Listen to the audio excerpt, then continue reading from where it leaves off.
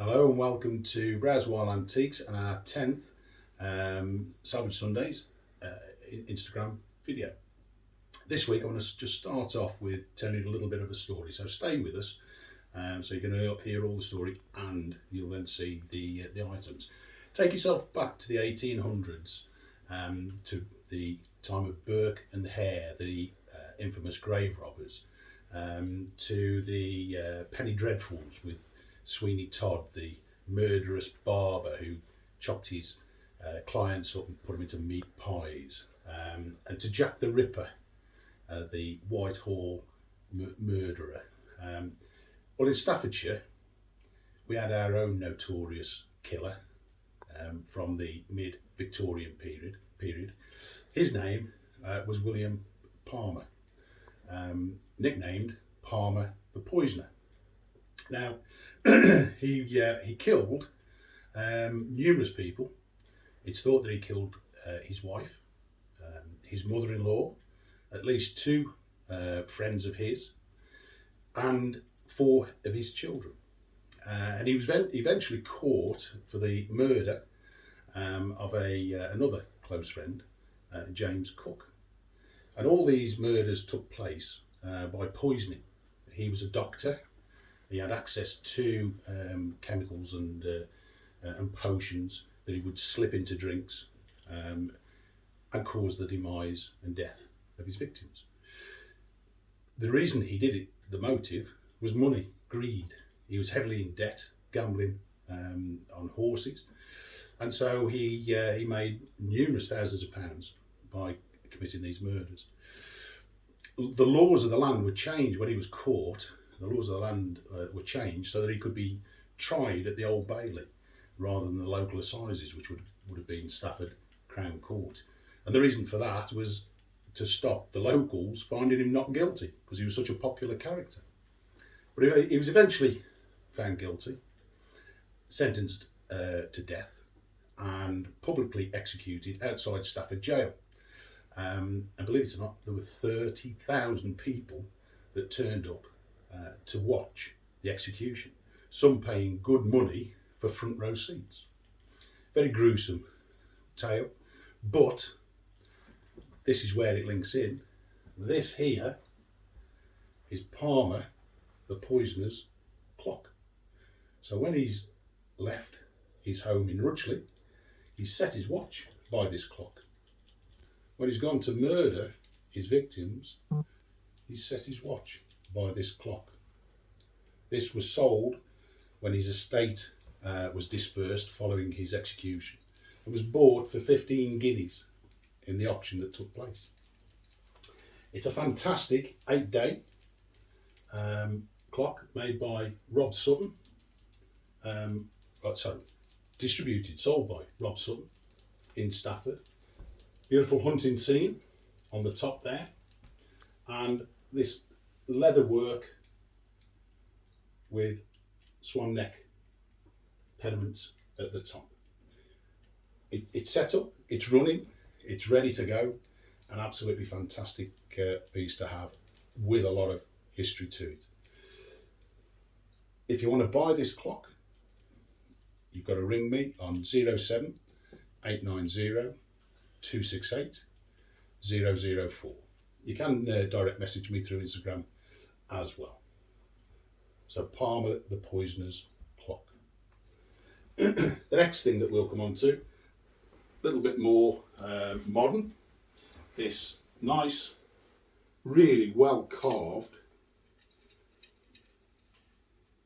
African female figure.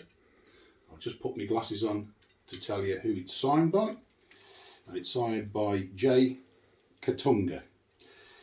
The research that we've carried out on this particular piece doesn't reveal anything specific about the artist, but it could be Nigerian or even Angolan.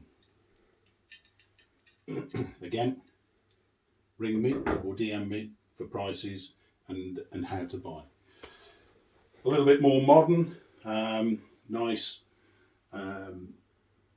statue there. It is resin rather than plaster or marble.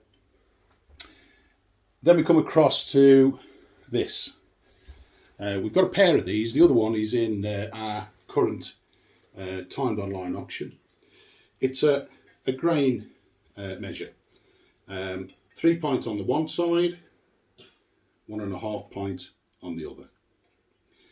Stamped with the Victorian excise duty stamps, and also a maker's or possibly an owner's mark, DC there, and looks like CB there.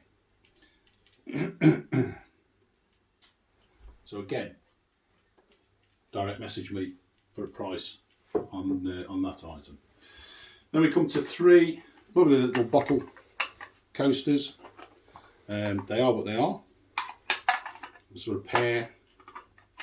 Again, early 20th century, but a nice little trio there for your wine bottles. Now that, again, it's all the things I like. Well, the things I like about all of these is the craftsmanship that have gone into all of them. Apart from the lady there, which is fairly sort of mass-produced from a mould, but the rest of the items here, there's a craftsmanship that's gone into making these, and that is just a little rustic candlestick. Could be trench art. It's copper. But a lovely little thing. Somebody's took the time to make that so that they can see their way going up to bed at night, or going in the trenches down into their dugout. So there you go. Then we've got 2 paintings here. A seascape, signed, looks like EEF 1912, watercolour. Nice, decorative. Again, ready to go. Nice frame. And woodland scene here. Again, signed, lower left-hand corner. Oil on canvas, 1960s. A nice decorative picture. And then finally we come down to this pottery, studio pottery piece, signed on the base, Danlami, 1979. It would appear he was a Nigerian chap, passed away in 2012, and worked with some very prominent British studio potters. It can be used as a seat, as a stool, as a footrest, put it in your conservatory, have it in your garden, could even have it as a plant stand. So again, there are our items for this week,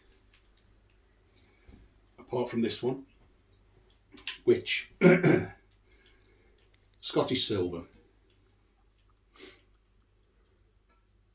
little motif on the front with a crest, Père Mar, Père Terrace, by land, by sea, by land. Stamped 1932, Hamilton and Inches of Edinburgh, who are a prestigious Scottish dealer and suppliers to the Queen. Lovely ball and claw feet. Good gauge to it. And possibly, from the research, the motto could relate to the Alexander clan in Scotland, coming from the MacDonald and McAllister side of the clans. But a lovely little piece.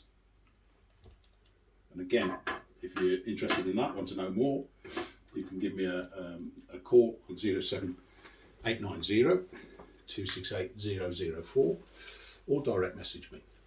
And that's Nick and Sarah from Browse Wild Antiques. Looking forward to seeing you again next week. Thank you.